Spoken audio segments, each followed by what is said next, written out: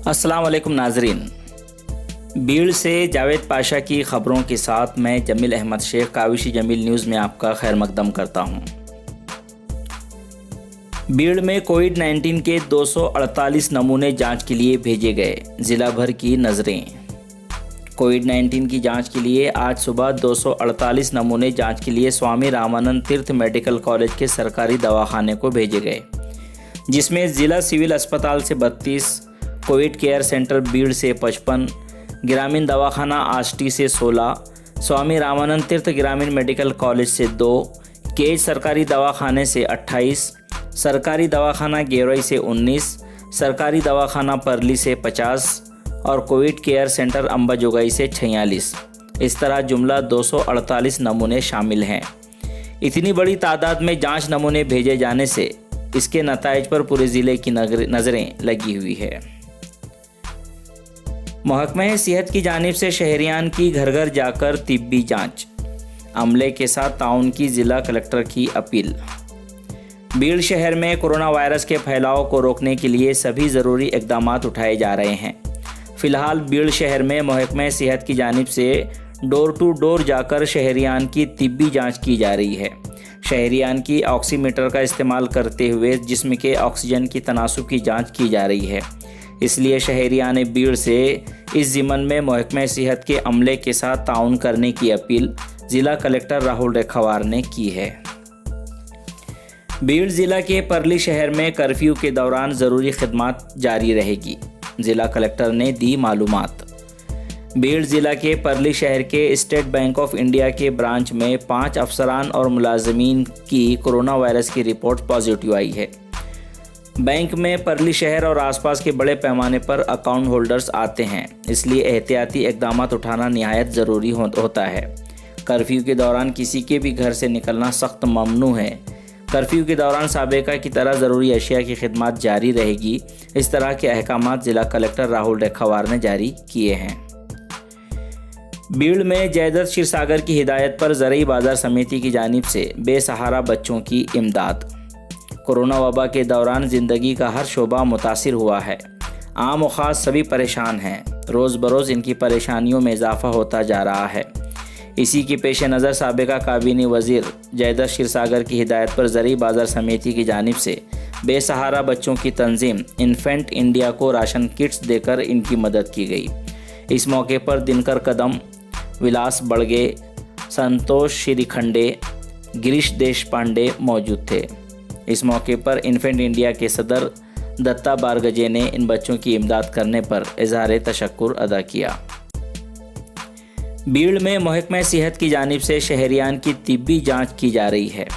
इसमें ख़ासकर ऑक्सीजन का लेवल ऑक्सीमीटर के ज़रिए चेक किया जा रहा है और इसके अलावा संगीन किस्म की बीमारियों के मुतालिक मालूमात हासिल की जा रही है, ताकि मुस्तकबिल में किसी किस्म की दुश्वारी ना हो। इस सर्वे का एनआरसी से कोई ताल्लुक़ नहीं है, इस तरह का खुलासा ज़िला कलेक्टर भीड़ ने किया है। आइए देखते हैं इस ताल्लुक़ से ज़िला कलेक्टर भीड़ राहुल रेखावार ने क्या कहा। नमस्कार, मी राहुल रेखावार, जिल्हाधिकारी बीड शहरामध्ये आपण 2 जुलैपासून 9 जुलैपर्यंत संपूर्ण शहर बंद ठेवण्याचा निर्णय घेतलेला आहे। याचं कारण असं की जे 3 रुग्ण आपल्याला कोविड विषाणूचे पॉझिटिव्ह रुग्ण आढळलेले आहेत, त्यांची कोणत्याही प्रवास केलेला नसताना सुद्धा त्यांचे टेस्ट रिझल्ट पॉझिटिव्ह आलेले आहे। याचा अर्थ आपल्या शहरामध्ये काही कोरोनाचे रुग्ण आहेत जे किमान 8 ते 10 दिवसांपासून शहरात फिरत आहेत आणि आपल्याला त्यांची कल्पना नाही आहे असाच निघतो। आणि त्यामुळे असे सगळे रुग्ण किंवा असे सर्व व्यक्ती जे अशा व्यक्तींच्या संपर्कात आलेले आहेत त्यांना शोधण्यासाठी या पद्धतीचा पूर्ण शहरामध्ये बंद ठेवणे अतिशय आवश्यक होते। या बंदच्या काळामध्ये आपण शहरातील प्रत्येक घरामध्ये आणि घरातील प्रत्येक व्यक्तीची जवळजवळ रोज आपण आरोग्य कर्मचाऱ्यांमार्फत तपासणी करत आहोत। या तपासणीमधून ज्या ज्या व्यक्तींना कोरोना विषाणूचे लक्षणं दिसत आहेत त्या सर्व व्यक्तींना आपण खास तपासणी करत आहोत आणि प्रसंगी त्यांच्या स्वॅब सॅम्पल सुद्धा घेण्याची आपण व्यवस्था केलेली आहे। हे सर्व कर्मचारी रोज घरोघर फिरत आहेत आणि या कर्मचाऱ्यांना आपण आता पल्स ऑक्सिमीटर सुद्धा दिलेला आहे की जेणेकरून प्रत्येक घरातील प्रत्येक व्यक्तीच्या रक्तातील ऑक्सिजनची तपासणी आणि त्यांच्या हार्ट रेटची म्हणजे त्यांचं हृदय किती वेगाने धडकत आहे याची सुद्धा आपण तपासणी रोज करणार आहोत। उद्देश हाच की ज्यांना ज्यांना कोरोना विषाणूचा संसर्ग झालेला असेल त्यांना लवकरात लवकर शोधणे आणि शोधून त्यांनी इतरांना त्या विषाणूचा प्रसार त्यांच्या नकळत करू नये यासाठी त्यांच्यावर उपचारही तातडीने सुरू करणे। हे केल्यानेच आपण आपल्या शहरामधील या विषाणूचा प्रसार थांबवू शकतो यामध्ये शंका नाही। त्यामुळे माझी बीड शहरातील सर्व नागरिकांना ही मनापासून विनंती आहे की आपल्या घरी येणारा हा जो आरोग्याचा टीम आहे या टीमला आपण पूर्ण सहकार्य करावं, त्यांना आपली सगळी माहिती द्यावी। आपल्या परिवारामध्ये जर कोणी नुकताच प्रवास केलेला असेल किंवा एखाद्या कोरोना पॉझिटिव्ह पेशंटच्या संपर्कात आलेली जर कोणी व्यक्ती असेल तर त्यांचीही स्पष्टपणे कोणत्याही मनात शंका न ठेवता आपण सर्वांनी माहिती त्यांना द्यावी। लक्षात घ्या की आपण जर अशी माहिती लपवून ठेवली तर त्याने आपल्याच कुटुंबाला धोका तयार होतो, आपल्याच घरातील वयोवृद्ध व्यक्ती आणि लहान मुलं यांच्या जीवितासही धोका तयार होतो। यासोबतच आपल्या घरातील सर्व कुटुंबातील व्यक्तींना सुद्धा आपण या टीमच्या समोर आणावे आणि त्यांना त्यांची तपासणी करू द्यावी आणि आवश्यक ती कागदपत्रे सुद्धा उपलब्ध करून द्यावी। एक मला आवर्जून हे सांगायचं आहे की या तपासणीचा आणि शहरामध्ये आता काही ठिकाणी अशी जी चर्चा चालू आहे की ह्याचा NRCशी काही संबंध आहे का, तर याचा आणि NRCचा काहीही संबंध नाहीये। ही केवळ आणि केवळ कोविड विषाणूचा प्रसार थांबवण्यासाठी करण्यात येत असलेली तपासणी आहे।